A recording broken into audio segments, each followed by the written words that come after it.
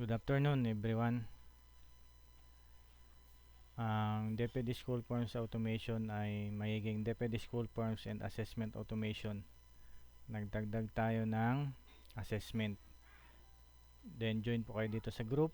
Then dito yung video tutorial na akin ipopost sa Sir Wallet Expert.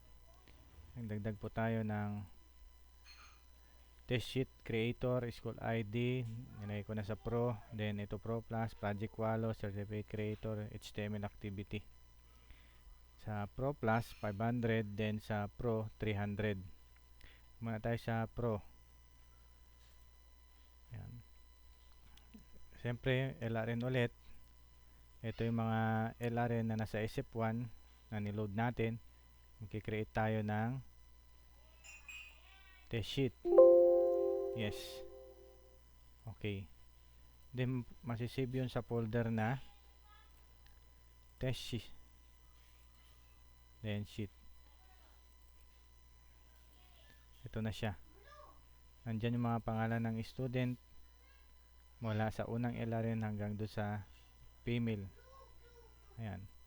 Name by then followed by LRN. I-print nyo lang yan. Pagkatapos nyo i-print, pasagutan sa estudyante, circle lang nila. Kailangan mag-circle itong letter.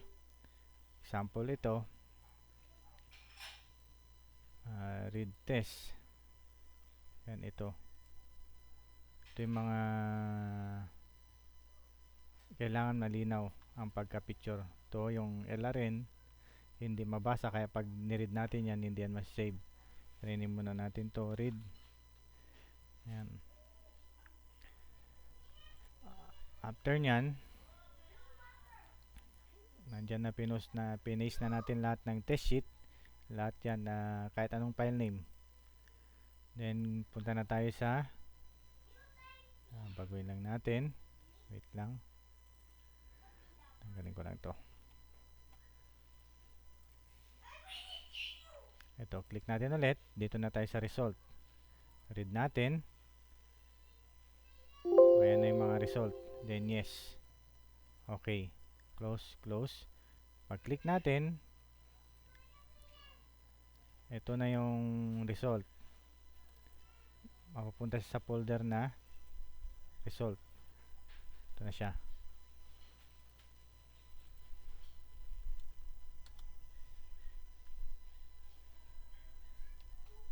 Ayan, nakita nyo ito yung malabo, hindi na kompleto yung cellphone number. Then ito kompleto dahil malinaw yung pagka-picture. Pag titingnan natin ngayon sa picture, read.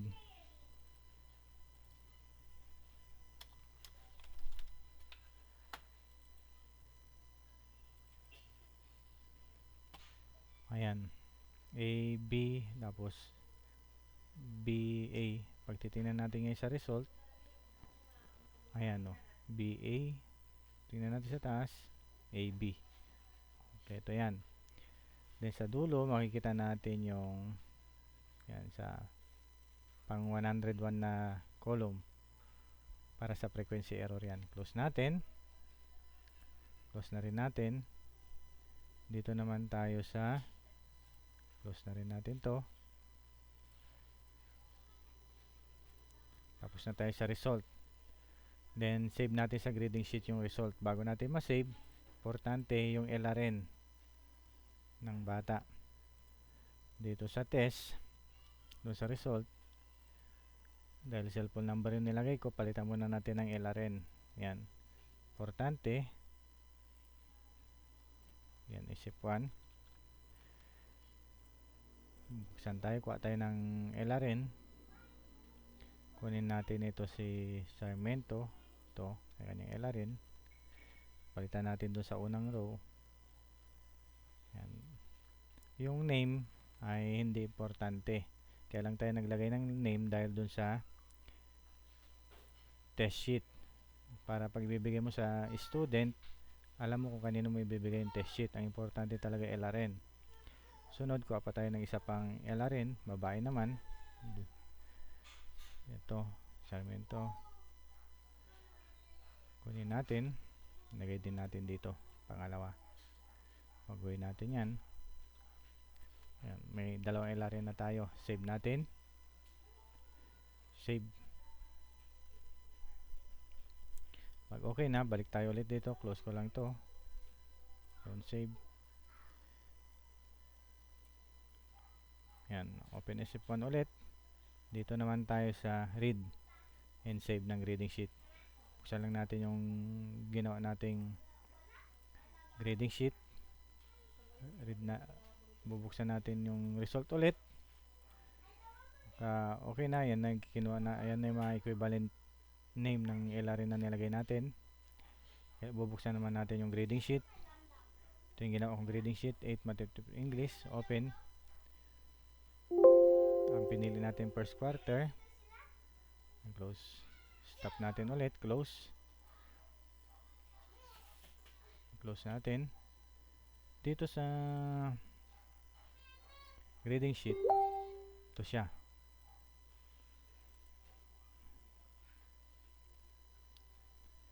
Sa first quarter, makikita na natin yung score. Ito yung nilagay natin, si Sarmiento Erwin, 12.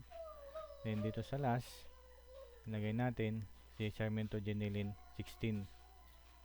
Based dun sa result na ginawa. Kaya mabilis nang gumawa ng grading sheet.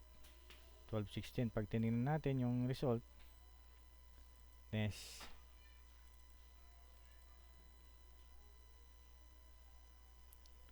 tinignan natin, ayan, ito yung unang name, siya ay 12, then ito yung pangalawa, 16. Pagkatapos natin magawa ng grading sheet, susunod naman ang gagawin natin ay frequency error. Ang kailangan ulit natin, subject, then quarter, read. Bubuksan na naman natin ulit tong test result, open, para kunin nyo yung mga frequency error. Then pupunta tayo sa project wallow analysis. Dito tayo naggawa ng frequency error. Open natin. Okay, nandun na yung frequency error. Punta tayo sa result.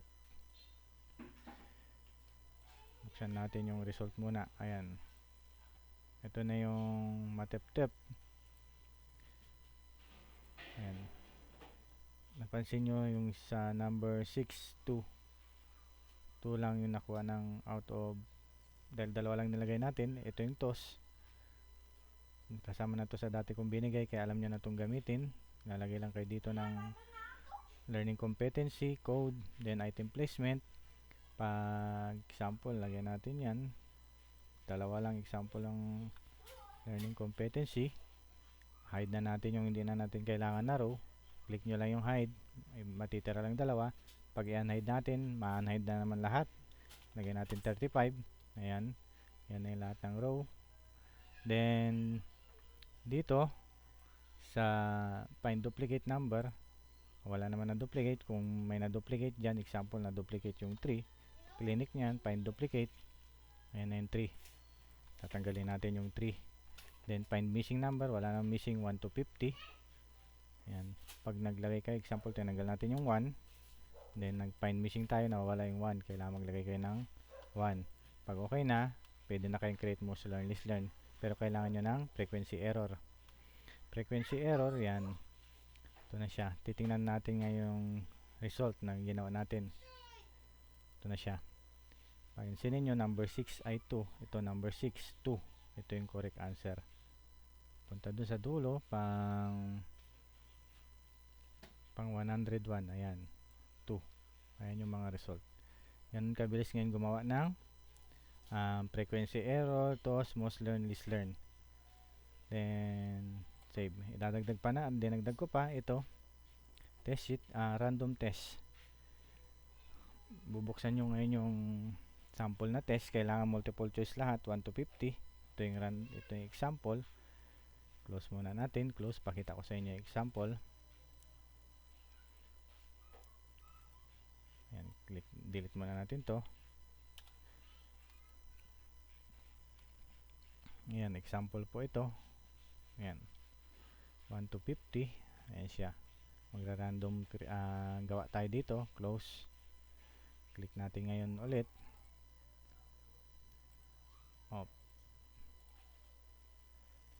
Then random, open natin yung sample na test, multiple choice, open. Then ayan na, may nagawa na tayo. Close natin. Pagbukas natin ulit dun, ito na yon. Magbukas natin, ayan, test B. Ito, Lakas High School, nandyan na yung random test. Yan, nauna yung 31. May konting pag-aayos pa. Kailangan kong konting ayusin pa. Nauna, dapat nasa dulo yon. Ayan siya.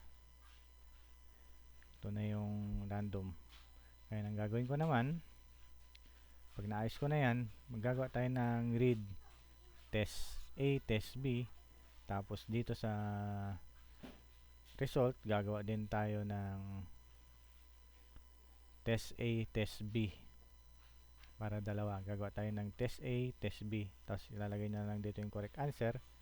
Para sa gayon, madali tayong gumawa ng frequency error. Tsaka ilalagay natin sa grading sheet. Para pag nag-exam yung mga ating estudyante, kahit magkatabi, magkaiba yung question naka-random. Para kahit hindi na sila makapagdaya. Kaya yung tinatapos ko ngayon. Sa worth 300, sulit ang pagbayad nyo ng 300 kasi mapapabilis na yung nyo ng assessment. Then idagdag natin dito, nagdagdag tayo, remove SF1 muna tayo. Ang natapos ko ay senior. Buksan natin senior. Sa senior, ito ang ginagamit ko, Project Wallo. Yan, ito yung mga kailangan install. Open SF1. Dito sa pwede ka mag-add ng quiz, save to grading sheet din pwede. Then exam, ito sa exam, pwede tayo random, magra-random select tayo dun sa lahat ng sample yan, media information, literacy, first quarter section. Ayan. Yan na yung 50 random sa lahat ng mga weekly quiz na pwedeng. Tapos meron na rin yan, may item placement na, mayroon na ring Bloom's taxonomy para yung remember, para dire-diretso na dun sa pag-create ng test. Mapabilis tayo ng create ng item analysis, then save to grading sheet. Meron na rin, diretso din sa grading sheet yan. Ito yung sample. Yan. Ito yung sample na Project Wallo. Sign in tayo. Ayan. Makikita nyo, may quiz result, first quarter, week 1. Ito. Makikita nila, pag titingnan nila yung quiz result, yan, nandyan, example humanities, yan, nakikita nila yung kanilang mga correct at mali. Ito na rin yung gagamitin nilang reviewer. Ito ay multiple choice dapat para pag madali tayo makakreate ng exam. Sa exam din, first quarter, ayan, ito na yung result. Mabilis tayo makapag-create at makapag-pasa ng mga requirements sa lesson. Ito yung tinatapos ko din ngayon, lesson, week 1. Ayan, tinatapos ko pa yan. Nagdadagdag pa tayo ng mga paranoid daily lesson. Tapos sa daily lesson, gagawa siya ng quiz. Then marami pa ako idadagdag dito sa Project Wallo. Sa Project Wallo, pagpasok mo, pwede mong ipa-open kaagad. Tatype lang nila run lang natin sa MD, ipconfig. Yan, kailangan lang nila i-type tong IP address. Automatic. Pag nakakonect kayo sa isang router,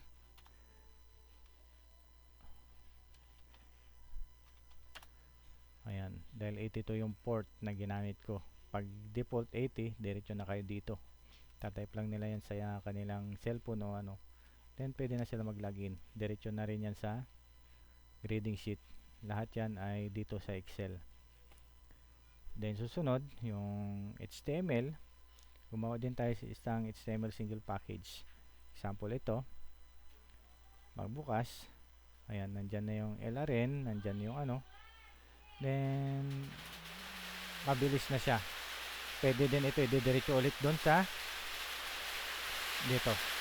Yun lamang po. Thank you.